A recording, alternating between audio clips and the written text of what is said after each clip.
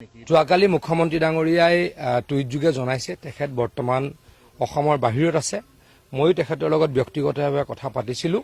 যিসমূহ নতুনকৈ smart meter দিয়া হৈছে তাত এটা বিসংগতি হৈছে আৰু সেইটো APDCLে স্বীকাৰো কৰিছে আৰু মুখ্যমন্ত্ৰী ডাঙৰীয়াই ক'লে আৰু আমাকো ক'ব দিলে, আমিও যোৱাকালি কৈছোঁ। গতিকে মই ৰাইজক আৰু দুদিন তিনিদিন অপেক্ষা কৰিবলৈ অনুৰোধ কৰিছোঁ।